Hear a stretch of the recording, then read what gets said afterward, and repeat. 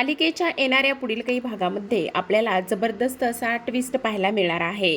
अखेर अन्नपूर्णाच्या मोठ्या नातीची आणि सरूची नियतीच्या खेळामुळे भेट झालेली असते आणि हा खूप मोठा जो काही गुपित सोहळा आहे किंवा हे मोठं रहस्य आहे, हे आता ऋषीसमोर उघड झालेलं असतं, ऋषीला समजलेलं असतं. ह्या सगळ्या गोष्टी आपल्याला या आजच्या ट्विस्टमध्ये पाहायच्या आहेत, जाणून घ्यायच्या आहेत. तर आता प्रेक्षकांनो, आतापर्यंत आपण मालिकेमध्ये पाहतोय, इकडे सरूला समजलेलं असतं महाजनांकडची जी काही लोकं आहेत ती आता इकडे 2 दिवसांकरिता राहायला येणार असतात आणि त्याचमुळे आज होळीच्या सणाला पुरणपोळीचा बेत आता नयनताराने सांगितलेला असतो. जेव्हा ती स्वयंपाक बनवत असते त्याच वेळेला तिच्या हाताला थोडासा चटका बसतो. ऋषी म्हणत असतो, काय झालं साधना मावशी, तुमचं लक्ष कुठं आहे? मला माहिती आहे ना, कमळी आता इथे येणार आहे आणि तुम्हाला सुद्धा कमळीला भेटायची फार इच्छा आहे.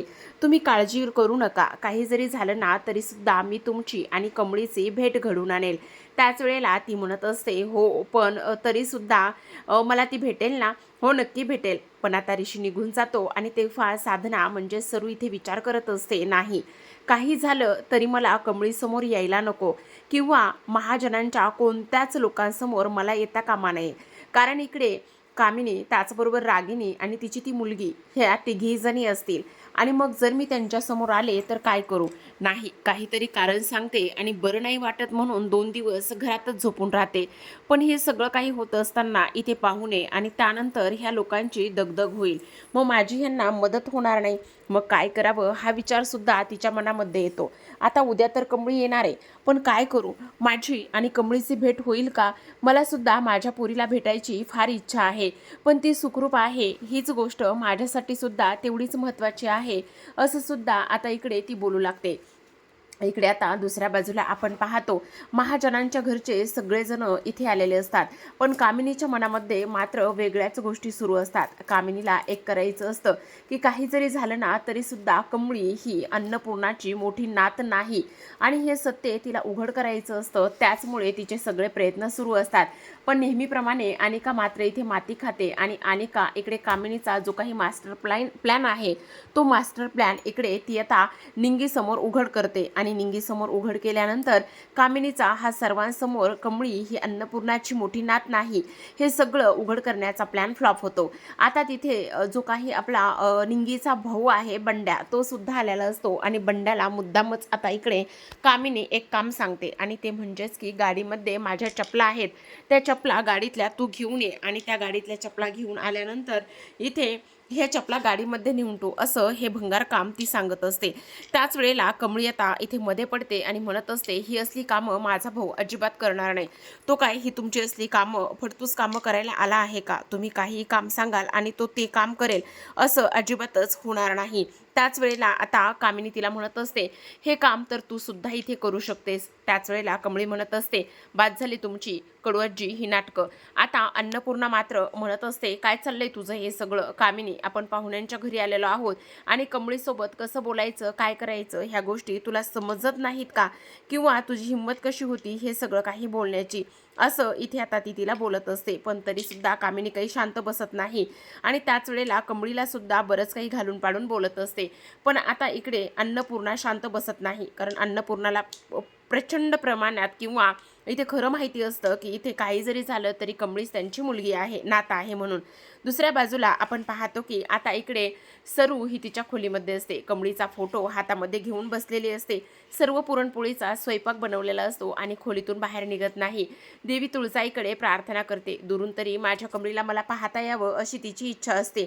इकडे आता सगळेजण डायनिंग टेबलवर पुरणपोळीचा आनंद घेत असतात. कमळीने पुरणपोळी खाल्ल्यानंतर तिला तिच्या आईची आठवण आलेली असते. त्यावेळेला आता ऋषीकडे ती म्हणत असते, ही पुरणपोळी कोणी बनवली? त्या मावशी कुठे आहेत? मला त्यांच्याशी भेटायचंय, त्यांच्याशी बोलायचंय.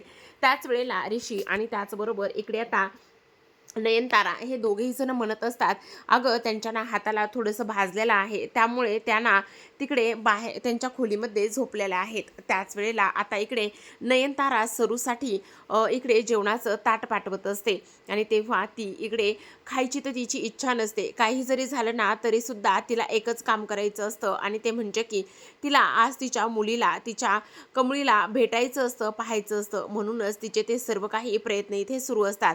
आता इकडे दुसऱ्या बाजूला आपण पाहतो की कमळीने विचारल्यानंतर जे काही सरूला ती शोधत शोधत बाहेर आलेली असते आणि बाहेर आल्यानंतर तिला तिला भेटायचं असतं. म्हणूनच हा सगळा काही उठाठेव इथे सुरू असतो. आता जेव्हा इकडे सरू एकटीच खोलीत असते त्याच वेळेला कमळी तिथे जाते आणि म्हणत असते, साधना मावशी तुम्हीच आहात का? आता लगेचच इकडे साधना मावशी म्हटल्याबरोबर जी काही आपली सरू आहे ती पाठीवळून पाहते आणि पाठीवळून पाहिल्यानंतर तिला कमळीसमोर दिसते. तेव्हा लगेच कमळी म्हणत असते, आय तू, असं म्हटल्याबरोबर लगेच आता इकडे सरू आणि त्याचबरोबर कमळी ह्या दोघी जणी एकमेकींच्या मिठीत घट्टपणे असतात.